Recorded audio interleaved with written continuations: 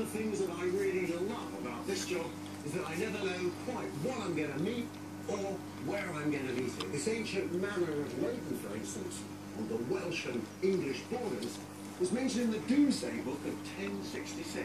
And the first dwelling was erected here as a little prosperous cottage in 1307. Now that's an awful long time before Christopher Columbus was even thought of.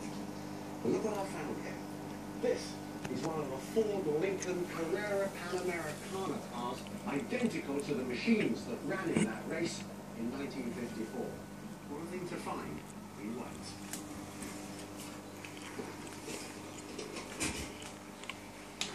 Don't worry though, we haven't come here to talk about the house. The Carrera Panamericana test track is just up the street, and that is where I'm headed.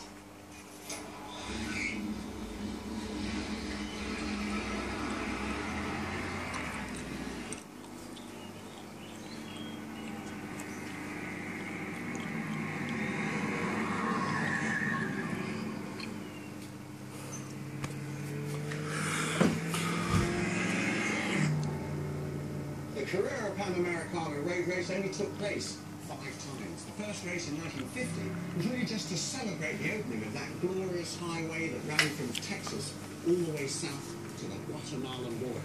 That first race, however, had some big prize money, over $17,000 for first place, and it attracted the attention of some very interesting characters, not the least of whom was that founding father of NASCAR, Bill France, who turned up in a Nash ambassador with a young driver called Curtis Turner.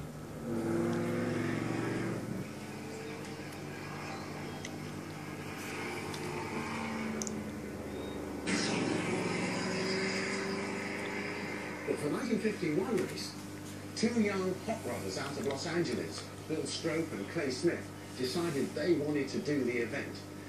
They borrowed a car, a Lincoln, off their mate Johnny Mance, and set off.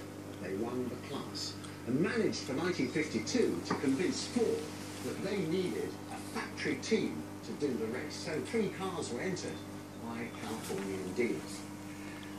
Clay Smith was an absolute wizard with engines.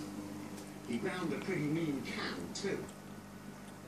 And by the time he was through, those 3 cars had come first, second and third in their class, and that was the best result Ford had had since 1935's failure at Indianapolis, which took them out of motor racing. Now let's have a look under here, shall we? Let's see what they put in.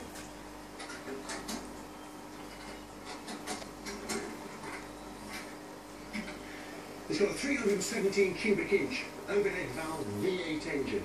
But just have a look at that colossal cast iron exhaust manifold, will you, with this crossover pipe here. They thought that was an innovation, but in fact it probably cost them horsepower. Single 4-barrel carburetor, and that feeds through a 4-speed hydromatic transmission.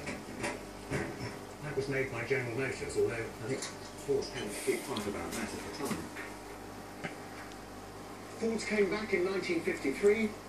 They won the class again, first, second and third, and really their whole show was an object lesson for other teams. It was a private entrant who won the race in 1954 in another Lincoln.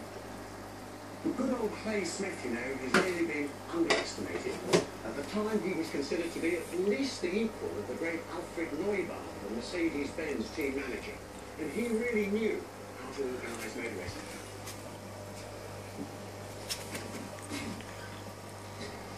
Clay Smith had a great chum of his, John Holman, who ran a trucking business, and it was the first time that Holman had been motor racing in his life.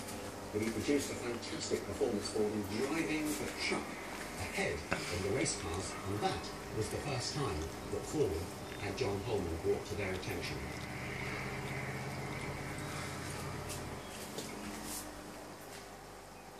By the early 1950s, I just clean it. Ways to upgrade their products. They were a bit tired of trying to sell basically pre-World War II designs to an America that was now used.